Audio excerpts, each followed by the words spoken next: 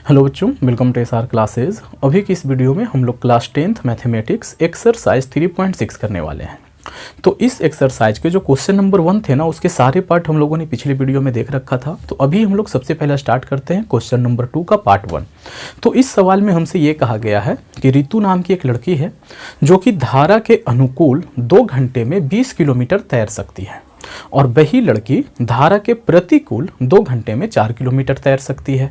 तो आपने शांत जल में रितु की चाल बतानी है और साथ ही साथ धारा का भी चाल बताना है। तो थोड़ा सा इस सवाल को बनाने से पहले ना हमें धारा के कॉन्सेप्ट के बारे में समझ लेना चाहिए। जैसे देखिए, नदी में जो पानी होती है ना, वो अस्थिर नहीं होती बच्चे, वो इस तरीके से चलते रहती है नदी का पानी। ठीक है जी। अब कोई इंसान मान लो कि इस दिशा में तैरे, जिस तरफ धारा जा रही है ना उसी दिशा में कोई इंसान तैरे, और उस इंसान का स्पीड कितना हो, 10 किलोमीटर प्रति घंटा हो, और धारा जो है ये भी तो चल रही है ना भाई, तो इसका भी कुछ ना कुछ स्पीड होगा। हमने माना कि इसका स्पीड कितना है, 2 किलोमीटर प्रति घंटा है। तो अगर कोई इंसान इधर तैरे जिसका चाल 10 किलोमीटर प्रति घंटा है, तो ये 10 किलोमीटर तो खुद के वजह से आगे चलेगा, लेकिन 2 किलोमीटर इसको धारा जो है ना वो धक्का लगा के आगे पहुंचा देगी। तो इसका जो चाल है वो 1 घंटे में कितना हो जाएगा, 10 इसका खुद का और 2 धारा का। तो धारा के अनुकूल जब हम लोग चाल निकालेंगे, तो अनुकूल का मतलब होता है कि उस इंसान का चाल और धारा का चाल दोनों क्या हो जाएगा, ऐड हो जाएगा। ठीक है बच्चों, जब अनुकूल का बात हो। अगर हम बात करें प्रतिकूल का, प्रतिकूल का मतलब होता है धारा के विपरीत दिशा में। तो धारा के विपरीत दिशा में यही इंसान अगर इस ओर आना चाहे तो अपनी वजह से ये 10 किलोमीटर आगे तो आएगा, लेकिन धारा इसको 2 किलोमीटर कहां धक्का दे देगी, पीछे की ओर धक्का दे देगी। तो इसका चाल कितना हो जाएगा भाई, अगर हम लोग प्रतिकूल का बात करें तो प्रतिकूल में ऐसा हो जाएगा कि ये इंसान अपने ताकत के वजह से 10 किलोमीटर आगे आना चाहेगा 1 घंटे में, लेकिन धारा उसको ना 2 किलोमीटर क्या करेगी, पीछे धक्का दे देगी, क्योंकि धारा इस ओर चली जा रही है। तो पूरा 1 घंटे में कितना दूरी तय होगा, 8 - 2, यानी कि 8 किलोमीटर 1 घंटे में, यानी कि उसका चाल कितना हो गया, 8 किलोमीटर प्रति घंटा। तो जब भी हम लोग धारा के प्रतिकूल किसी का चाल निकालेंगे तो उसके चाल में से धारा के चाल को माइनस कर देंगे, और जब धारा के अनुकूल चाल निकालेंगे तो उसके चाल में धारा की चाल को प्लस कर देंगे, ऐड कर देंगे। इस तरीके से हमारा काम आगे बढ़ेगा इस तरीके के सवालों में। ठीक है, इतना समझ लेने के बाद अब हम लोग इस सवाल को कर सकते हैं। देखिए, हमने मान लिया कि रितु जो है वो शांत जल में 1 किलोमीटर प्रति घंटा की चाल से चल सकती है, तैर सकती है। ठीक है, और धारा का जो चाल है वो कितना है, 22 किलोमीटर प्रति घंटा है। तो अगर धारा के अनुकूल रितु चले, ठीक है, तो उसकी चाल कितनी हो जाएगी, x इसका खुद का और उसमें 22 जो है यानी कि धारा का चाल को ऐड कर देंगे, तो टोटल कितना हो जाएगा, x + 22 किलोमीटर प्रति घंटा। ओके, और अगर हम धारा के प्रतिकूल रितु की चाल देखें तो रितु जाना कितना चाहेगी, 1 किलोमीटर जाना चाहेगी 1 घंटे में, लेकिन धारा उसको धक्का लगा देगी कितना, 22 किलोमीटर। ओके, तो ये रहा धारा के प्रतिकूल रितु की चाल। अब जैसा कि प्रश्न कहता है, ठीक है जी, केस 1 में यह कहा गया है कि धारा के अनुकूल रितु 2 घंटे में 20 किलोमीटर दूरी तय करती है। तो यहां से जो हम लोग फॉर्मूला पढ़े हैं वो पढ़े हैं, चाल = दूरी बटे समय। ये फॉर्मूला हमने पढ़ा है क्लास 9th में फिजिक्स में। तो अगर हम यहां से समय निकालें, क्या निकाले बच्चों, समय, तो समय = क्या हो जाएगा, समय = हो जाएगा दूरी और बटे का कितना, चाल। ठीक है, अब देखो धारा के अनुकूल बात हो रहा है तो 2 घंटा लगा है, तो समय कितना, 2 घंटा। दूरी कितना, तो 20 किलोमीटर चलती है वो लड़की, और चाल क्या है जी धारा के अनुकूल, तो वो है x + 22। ये रहा, इसको सॉल्व करेंगे, इसके नीचे कितना है, 1 है। 2 से अगर इसको काटे तो 1 बार में जाएगा, और इसको काटे तो कितनी बार में जाएगा, 10 बार में जाएगा। ऊपर वाले से ऊपर वाले को कैंसिल कर सकते हैं अगर वो दोनों संख्याएं बराबर के आर पार हो। ठीक है, अब देखिए इस वन में x + 22 से अगर गुना करोगे तो कितना आ जाएगा, x + 22 = 10 को 1 से गुना करोगे तो 10 आ जाएगा। इसको हम लोग मान लेंगे समीकरण 1। ठीक है, अब देखिए केस 2 में क्या कहा गया, केस 2 में यह कहा गया है कि वो जो लड़की है वो 2 घंटे में, समय 2 घंटा लेती है, कितना चलती है, 4 किलोमीटर, दूरी कितना, 4 किलोमीटर। ऐसा कब होता है, जब वो धारा के प्रतिकूल चलती है। तो धारा के प्रतिकूल उसका चाल कितना है भाई, तो चाल है x - बाई, ये रहा उसका चाल। ठीक है बच्चों, तो देखिए समय इज इक्वल टू दूरी बटे चाल। ये से ये कैंसिल हो जाएगा कितनी बार में, 2 बार में, और 2 से ये 1 बार में गया है, इसके नीचे 1 भी था, क्रॉस मल्टीप्लाई करेंगे तो x minus y is equal to 2 को 1 से गुना करो, ये आएगा। ये रहा हमारा समीकरण 2। अब देखिए हम लोग समीकरण 1 और समीकरण 2 को सॉल्व कर लेते हैं। समीकरण 1 प्लस 2 से हमने ऐसा क्यों किया, हम उम्मीद करते हैं कि आप लोग को कम से कम ये चीज़ तो अब तक आ ही गया होगा। ठीक है, देखिए यहाँ पे बाई माइनस में है, यहाँ बाई प्लस में है, जोड़ेंगे कैंसिल हो जाना है उसको। ठीक है, तो देखिए समीकरण 1 क्या था, x plus y is equal to 10, और ये कितना है, x minus y is equal to 2। ये से ये कैंसिल, x और x जुड़ करके कितना हो जाना है 2x, और ये कितना हो जाएगा 12। तो यानी कि यहाँ से x इज इक्वल टू कितना आएगा 6, क्योंकि ये से ये 6 बार में कट गया। ठीक है बच्चों, अब देखिए इस x के मान को समीकरण 1 या 2 जहां भी रखना है रख दीजिए। तो मैं यहाँ पे लिखता हूँ समीकरण 1 से, समीकरण 1 क्या कहता है, वो कहता है x plus y equal to 10, x के जगह पे 6 रखेंगे, प्लस का बाई इक्वल टू 10, तो यहाँ से y is equal to 10 plus का 6 इधर जाएगा माइनस हो जाएगा, तो इक्वल टू 4। ठीक है बच्चों, इतना आ गया। अब देखिए फाइनली हम लोग क्या लिखेंगे, हमें x और y नहीं निकालना था, हमें तो चाल निकालना था। तो लिखेंगे कि स्थिर जल में ऋतु की चाल, हमने कितना माना था ऋतु की चाल को, x माना था, और x इज इक्वल टू आया है कितना 6 आया है। तो हम लोग कहेंगे कि स्थिर जल में ऋतु की चाल कितना है 6 किलोमीटर प्रति घंटा। और धारा की चाल कितना है बच्चों, धारा की चाल, तो धारा की चाल को हमने क्या माना है, बाई माना है, और बाई इज इक्वल टू कितना आया 4, तो लिखेंगे 4 किलोमीटर प्रति घंटा। तो इस तरीके से हम लोग इस सवाल को कर सकते हैं। आइए बढ़ते हैं अगले सवाल की तरफ, आप लोग इसका एक स्क्रीनशॉट ले लीजिए। थोड़ा सा इंपॉर्टेंट है ये सवाल, और बच्चों को अक्सर इस सवाल में ना दिक्कत हो जाती है। तो आइए हम लोग देख लेते हैं कि हमसे ये सवाल कहता क्या है। तो हमसे ये कहा गया है कि कसीदा का एक कार्य है। कसीदा किसे कहते हैं, तो कोई भी चीज़ पे, जैसे कि साड़ी हो जाए, शॉल हो जाए, उस पे जो ये धागे से जो काम किया हुआ होता है ना, उसे कहते हैं कसीदा। जो फूल वगैरह बना होता है उसे कहते हैं कसीदा। तो उस कसीदे के कार्य को अगर 2 महिला और 5 पुरुष मिल करके एक साथ करे काम, उस कसीदे के कार्य को करने में लग जाए, ठीक है जी, तो 4 दिनों में काम पूरा हो जाता है। जबकि उसी काम को अगर 3 महिला और 6 पुरुष मिल करके करे तो फिर वो काम कितने दिनों में पूरा हो जाता है, वो पूरा हो जाता है 3 दिनों में पूरा हो जाता है। तो हमसे ये पूछा गया है कि बताइए एक अकेली महिला अगर उस काम को करे तो कितना समय लगेगा, और अगर एक अकेला पुरुष उस काम को करे तो उसे कितना समय लगेगा।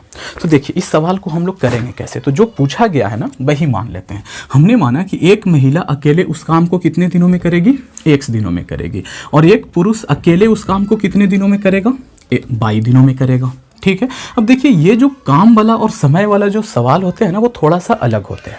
जैसे देखिए समझिए इसको, कोई इंसान 10 दिन में एक काम करता हो तो वो 1 दिन में कितना काम करेगा, 1 दिन में कितना काम करेगा, तो वो करेगा 1/10 काम। और काम हमेशा ना 1 होता है, काम को हमेशा हम लोग कितना मान के चलते हैं, 1 मान के चलते हैं, है ना। मान लो कि एक काम के अंदर बहुत सारा काम हो सकता है।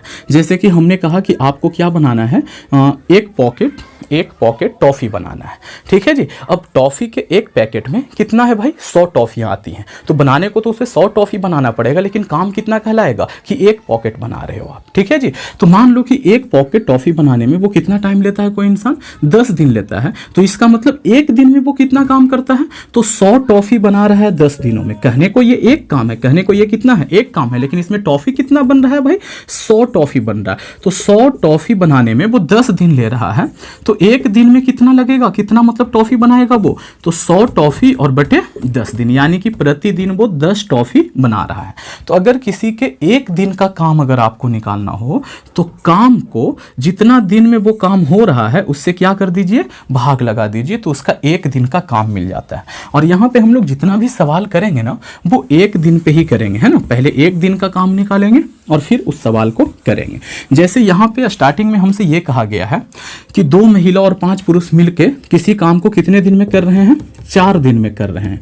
तो एक दिन में कितना करते होंगे, 4 दिन में एक काम हो रहा है, तो एक दिन में कितना काम करते होंगे वो सभी मिल करके, तो 1/4 काम करते होंगे। ओके, इतना समझ में आ गया। अब आइए, तो एक महिला का एक दिन का कार्य कितना होगा। अगर वो महिला अकेले उस काम को x दिन में करेगी तो एक दिन का काम कितना होगा, 1/x। ठीक है जी, x दिन में कर रही है तो दिन से भाग लगा देना है किसको, काम को। उसी तरीके से एक पुरुष का एक दिन का कार्य कितना हो जाएगा, तो काम है 1 और कितने दिन में कर रहा है अकेला वो इंसान, 22 दिनों में, तो 1 कितना हो जाएगा, 22 हो जाएगा। अब देखिए, अकॉर्डिंग टू क्वेश्चन, प्रश्न कहता है कि 2 महिला और 5 पुरुष मिल करके भाई उस काम को कितने दिनों में करते हैं, 4 दिन में। ठीक है, तो एक महिला इतना काम करती है एक दिन में, तो 2 महिला कितना काम करेगी, तो उसको 2 से गुना कर देंगे। ठीक है जी, एक महिला इतना करती है तो 2 महिला, इसको 2 से गुना कर दो, 2 को 1 से गुना करेंगे तो 2 आएगा और बटे में कितना, x। अच्छा, 5 पुरुष कितना काम करेगा एक दिन में, तो एक पुरुष इतना करता है, 5 से गुना कर दो तो 5 पुरुष का काम निकल जाएगा। तो देखो 5 को 1 से गुना करेंगे तो 5 और बटे में कितना हो जाएगा, x हो जाएगा। तो दोनों मिल करके कितना काम करेंगे, तो इधर हम लोग इसको क्या कर देते हैं, जोड़ देते हैं। ठीक है, यानी कि 2 महिला और 5 पुरुष मिल करके एक दिन में इतना काम करेंगे। लेकिन बुक कहता है कि दोनों क्या करेंगे, एक दिन में कितना काम करेंगे, 1/4, क्योंकि 4 दिन में एक काम होता है तो एक दिन में कितना होगा, 1/4, यानी कि यहां पे काम कितना होगा, 1/। इसे हम लोग मान लेते हैं समीकरण 1। और दूसरे कंडीशन में क्या कहा गया है भाई, कि 3 महिला रहे और कितना, 6 पुरुष रहे। मैं एक बार देख लेता हूं कितना है भाई, 3 महिला और 6 पुरुष। तो 3 महिला एक दिन में कितना काम करेगी, एक महिला इतना काम करती है तो 3 महिला, इसको 3 से गुना कर देंगे तो कितना आ जाएगा, 3/x। और कितना, 6 पुरुष, तो एक पुरुष इतना काम करता है तो 6 पुरुष कितना काम करेगा, 6/22। दोनों मिल करके एक दिन में कितना काम करेंगे, इतना काम करेंगे। तो हमसे ये कहा गया है कि दोनों मिल करके उस काम को, मतलब कि 3 महिला और 6 पुरुष मिल करके उस काम को कितने दिनों में करते हैं, 3 दिन में एक काम होता है। तो बताइए तो जरा कि एक दिन में कितना काम होगा, तो 1/3। हम लोगों ने निकाला कि एक दिन में 3 महिला इतना काम करेंगे और 6 पुरुष इतना काम करेंगे, तो दोनों मिल करके दोनों को जोड़ दिया तो इतना काम करेंगे। और हमारा जो बुक कह रहा है वो ये कह रहा है कि कितना काम हो रहा है, 1/3।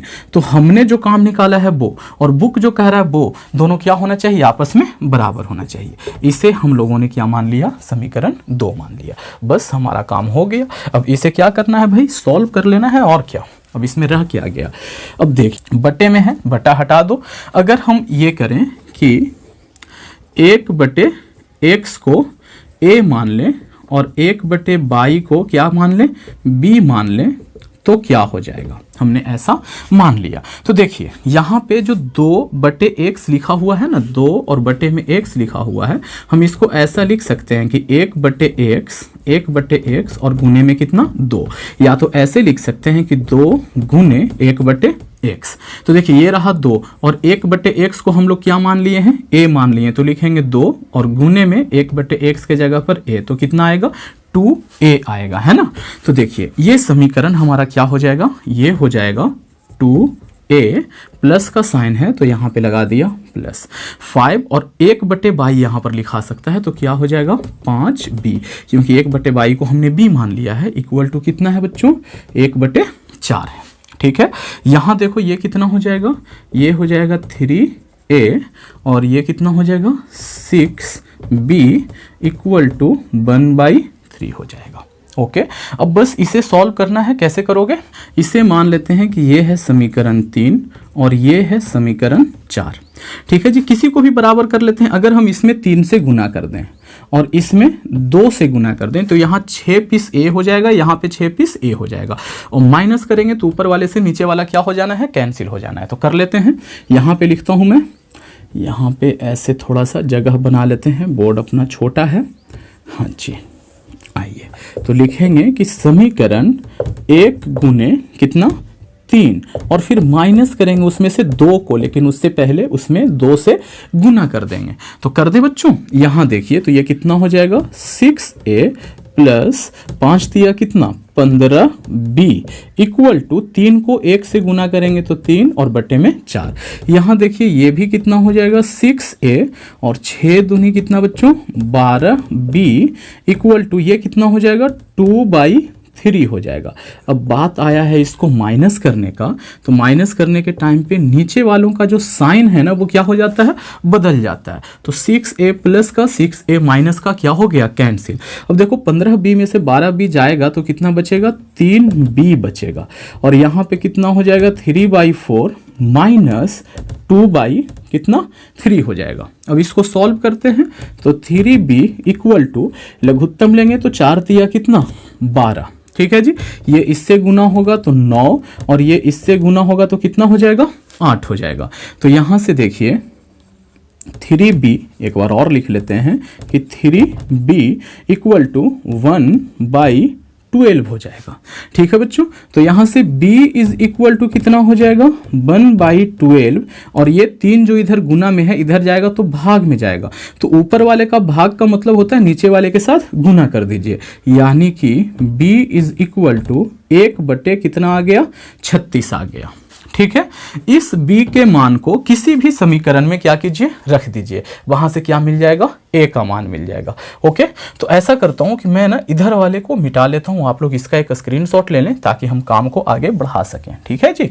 हाँ जी, देखिए इसे मैं रब कर देता हूं, आप लोग ध्यान से देखना कि अब क्या होता है। अब हम लोग ऐसा करेंगे कि b का मान समीकरण 1 में रखने पे या तो ऐसे लिख सकते हैं कि समीकरण 1 नहीं 3 से समीकरण 3 क्या है बच्चों, ये है 2a और प्लस का 5b इक्वल टू 1/4 है। अब देखो 2a का तो 2a रहेगा प्लस का 5 और b के जगह पे कितना रहेगा 1/36 इक्वल टू कितना 1/4 रहेगा। ओके, अब देखिए ये हो जाएगा 2a और प्लस का 5 को 1 से मल्टीप्लाई करेंगे 5 रहेगा डिवाइडेड बाई 36 इक्वल टू 1/4। इसको उठा के इधर कर दीजिए तो 2a इक्वल टू 1/4 माइनस 5 कितना हो जाएगा 36 हो जाएगा। तो देखिए कितना हो जाएगा, इसका एलसीएम कितना हो जाना है 36 ही रहेगा। ये कितनी बार में जा रहा है 9 बार में जा रहा है, ठीक है जी। तो यहाँ पे आ जाएगा 9 माइनस ये से ये 1 बार में जाएगा, 1 को गुना करेंगे तो कितना हो जाएगा 5 हो जाएगा। तो ये हो गया 2a इज इक्वल टू इतना। तो 2a इज इक्वल टू 9 में से 5 गया तो 4 बचा और बटे में कितना 36। ये से ये कितना बार में चला गया 9 बार में चला गया, यानी कि यहाँ से 2a इज इक्वल टू कितना बचा 1/9। अगर हम यहाँ पे लिखें तो कितना हो जाएगा a इज इक्वल टू 1/9 पहले से था, इधर 2 गुना में है इधर जाएगा तो भाग में यानी नीचे वाले के साथ चला जाएगा। तो a इज इक्वल टू 9 दूनी 18, ठीक है जी। तो ये a और b क्या था, a और b तो हमने माना ही नहीं था, हमने किसको माना था x को माना था कि एक महिला उस काम को अकेले कितने दिनों में करेगी x दिन में। तो हमें x निकालना है, तो x कैसे निकलेगा भाई, तो देखिए हमने माना था 9। अब 1/x इज इक्वल टू क्या माने थे a माने थे। तो देखिए 1/x इक्वल टू a के जगह पर कितना रखेंगे 1/18 है ना, a के जगह पर कितना आया 1/18। हमें x निकालना है, तो अगर हम इसको पलट देते हैं, इसको क्या करें पलट दें तो ये ऊपर चला जाएगा और एक नीचे आ जाएगा। तो अगर बराबर के इस तरफ वाले को पलटा है तो इसको भी पलटना पड़ेगा, तो 18 ऊपर 1 नीचे, और हम लोग कह सकते हैं कि x बराबर 18। यानी कि एक महिला अकेले अगर उस काम को करना चाहे तो उसे कितना दिन लगेगा 18 दिन लगेगा। और इसी तरीके से अगर हम बाई निकालें, ठीक है, तो बाई क्या था कि एक पुरुष अकेले उस काम को कितने दिनों में करेगा। तो देखिए हमने माना था कि 1/22 इज इक्वल टू क्या मान लिया था b मान लिया था, ठीक है बच्चों। तो ये देखिए 1/22 इज इक्वल टू b का मान कितना आया है 1/4 36 आया है। हमें बाई चाहिए, पलट देंगे ना तो बाई ऊपर चला जाएगा, एक नीचे आ जाएगा इक्वल टू, तो इसको भी पलटना पड़ेगा। तो 36 ऊपर और एक नीचे, और हम लोग कह सकते हैं कि बाई इज इक्वल टू कितना आ गया, 36 आ गया। तो एक पुरुष अकेले अगर उस काम को करना चाहे तो उसे 36 डेज लगेंगे, और एक महिला अगर अकेले उस काम को करे तो उसे कितना दिन लगना है, 18 दिन लगना है। उम्मीद करता हूँ आप लोगों को ये चीज़ समझ में आ गया होगा। इसका एक स्क्रीनशॉट ले लें। अगर एक बार में समझ में नहीं आया है, एक बार फिर से देख लीजिए वीडियो, ठीक है बच्चों। फिर भी अगर कोई बात रह जाता है, कोई कसर रह जाती है, कमेंट करके जरूर पूछना। ओके, चलिए स्क्रीनशॉट लीजिए। तो आइए अब हम लोग देख लेते हैं इस एक्सरसाइज का सबसे अंतिम सवाल। उसमें यह कहा गया है कि रूही नाम की एक लड़की है, उसे 300 किलोमीटर की दूरी तय करनी है। उसके पास दो ऑप्शन है, वो कुछ दूरी बस के जरिए चल सकती है और कुछ दूरी रेलगाड़ी के जरिए तय कर सकती है, ठीक है। तो अगर दो कंडीशन दिए गए हैं यहाँ पे कि अगर रूही रेलगाड़ी से 60 किलोमीटर जाए और बाकी की दूरी वो बस से तय करे। अब देखिए टोटल दूरी 300 किलोमीटर तय करना है, यानी कि बस से कितना जाए, 240 किलोमीटर जाए। तो उसको इस 300 किलोमीटर की दूरी को तय करने में कितना समय लगता है, 4 घंटा लगता है, ठीक है। लेकिन केस 2 में यह कहा गया है कि अगर रूही जो है वो 100 किलोमीटर रेलगाड़ी से चले और बाकी की दूरी यानी कि 300 किलोमीटर से 100 किलोमीटर माइनस करने के बाद जो 200 किलोमीटर बचता है, इस दूरी को बस द्वारा तय करे, तब उसे 4 घंटा और 10 मिनट लगता है, यानी कि पहले वाले समय से 10 मिनट अधिक लगता है। तो हमें यह बताना है कि रेलगाड़ी की चाल कितनी है और साथ ही साथ बस की चाल कितनी है। तो जो हमें बताना होता है हम उसी को मान लेते हैं, ठीक है। तो हमने माना कि रेलगाड़ी की चाल कितनी है भाई, 1 किलोमीटर, और बस की चाल कितनी है, 22 किलोमीटर प्रति घंटा, ठीक है। कंडीशन वन के लिए अगर हम लोग कहें तो रेलगाड़ी के द्वारा कितना दूरी तय किया गया। देखिए हम लोग जानते हैं कि समय बराबर क्या होता है, फॉर्मूला, समय बराबर होता है दूरी बटे चाल, ये हम सब लोग जानते हैं। तो देखिए रेलगाड़ी द्वारा तय करने में कितना समय लगा होगा, तो दूरी कितना है, 60 किलोमीटर, चाल कितना है रेलगाड़ी का, x माना है, तो इतना समय लगा रेलगाड़ी द्वारा चलने में। अच्छा जी, तो बस द्वारा चलने में तो दूरी कितना है जी, 240 किलोमीटर। अच्छा, चाल कितना है बस का, तो बस का चाल इतना है, दूरी बटे चाल। तो ये रहा बस द्वारा लगा समय, ये रहा रेलगाड़ी द्वारा लगा समय। तो टोटल समय कितना लगा होगा, दोनों को जोड़ देंगे, इतना समय लगा होगा, इतना रेलगाड़ी से और इतना बस से। तो हमारे हिसाब से टोटल समय इतना लगा, लेकिन बुक कहता है कि कितना लगा, 4 घंटा लगा। तो हमारा जो समय है वो 4 घंटे के क्या हो जाएगा, बराबर हो जाएगा। इसको हम लोग बोलेंगे कि ये रहा हमारा समीकरण 1, ठीक है। यहां पे बात करते हैं रेलगाड़ी से कितना चला, ये आप लोग पूरा लिखना कि रेलगाड़ी द्वारा तय की गई दूरी 100 किलोमीटर, इसलिए बस द्वारा तय की गई दूरी इतना, ठीक है। अब देखिए 100 किलोमीटर रेलगाड़ी द्वारा, ये रहा दूरी, बटे में क्या करेंगे, चाल, तो दूरी बटे चाल, चाल कितना है बच्चों, x है। तो ये क्या बताता है, देखो यहां से दूरी बटे चाल क्या बताता है, समय को बताता है, यानी कि रेलगाड़ी द्वारा उनको इतना समय लगता है रूही को, ठीक है। इसके बाद अगर बस का देखें तो दूरी इतना चली है और चाल कितना है जी, 22 है, ओके। तो ये रहा बस द्वारा लगा समय, ये रहा रेलगाड़ी द्वारा लगा समय, तो कुल समय कितना लगेगा, दोनों को जोड़ देंगे। तो हमारे हिसाब से कुल समय इतना है।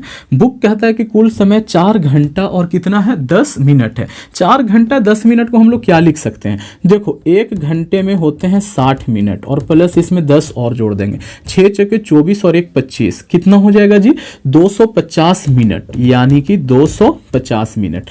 मिनट को घंटे में बदलना है, 60 से क्या कीजिए, भाग लगा दीजिए, ठीक है। ये समझ में आ गया होगा ना। इसको गुना करेंगे तो 240 मिनट आएगा, 10 मिनट और जोड़ेंगे तो कितना, 250 मिनट हो जाएगा। तो लेकिन यहाँ पे हमने घंटा में लिखा है तो यहाँ पे घंटा में ही करना पड़ेगा। तो इतना मिनट लगा, 60 से भाग लगा दिया, तो ये फिर से किस में बदल गया, घंटे में बदल गया। ये से ये हो गया कैंसिल। इसे हम लोग मान लेते हैं कि ये है हमारा समीकरण 2, ठीक है।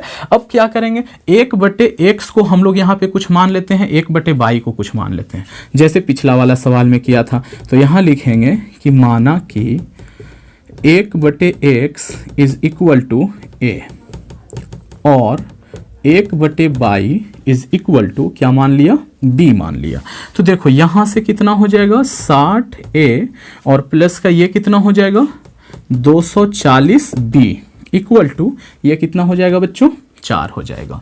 ये कितना हो जाएगा, 100a और ये कितना हो जाएगा, 200b इक्वल टू ये कितना हो जाना है बच्चों, ये हो जाएगा 25 और बटे का कितना 4 नहीं बल्कि 6 है, ये रहा।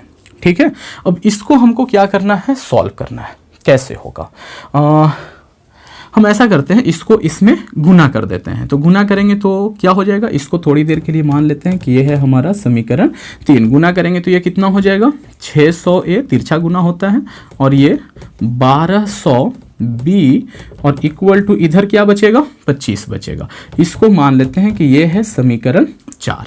अब देखो ये 60 है, अगर हम इसमें 10 से गुना कर दें तो ये 600 हो जाएगा, और नीचे में 600a पहले से ही है, क्या हो जाएगा, माइनस करने पे a जो है ना वो कैंसिल हो जाएगा, फिर बाकी का जो b है वो हमें मिल जाना है। ठीक है बच्चों, तो अब हम लोग वही काम करते हैं। तो आप लोग ना इसका एक स्क्रीनशॉट ले लें। तो अब हम लोग करने वाले हैं कि समीकरण 3 गुने 10 और माइनस कितना 4।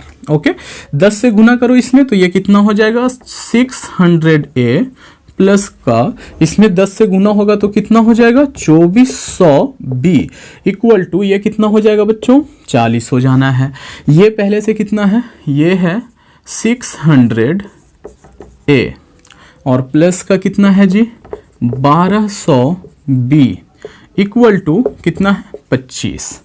अब देखिए माइनस करने का बात हुआ है, चिन्ह बदल जाएगा, ये से ये कैंसिल, 2400 में से 1200 जाएगा तो कितना बचेगा 1200b इक्वल टू यहाँ पे कितना बचना है 15 बचना है, यानी कि b इज इक्वल टू कितना हो जाएगा 15/1200।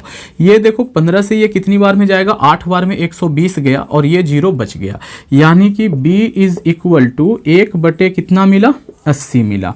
इस b के मान को समीकरण 3 में या 4 में जहां रखना है रख दीजिए, वहां से हमें क्या मिल जाएगा, a मिल जाएगा। तो हम लोग लिखेंगे कि समीकरण कहां से बच्चों 3 से, समीकरण 3 कहां गया बच्चों, ये रहा समीकरण 3, कितना है 60a और प्लस का 240b है। तो यहां पर लिखेंगे 240 और b के जगह पर कितना लिखेंगे 1/80 इक्वल टू कितना है 4 है। ठीक है, इसको सॉल्व करते हैं। 0 से 0 गया, ये से ये कितना बार में चला गया 8 बार में, मतलब कि 8 तिया 24, 3 बार में चला गया। ओके, तो देखिए मैं यहाँ पे लिखता हूँ 60a और प्लस का कितना बचा 3 बचा इक्वल टू कितना 4। तो यहाँ से 60a इज इक्वल टू 4, ये 3 इधर जाएगा माइनस में, तो 60a इज इक्वल टू 1, तो a इज इक्वल टू 1 कितना 60।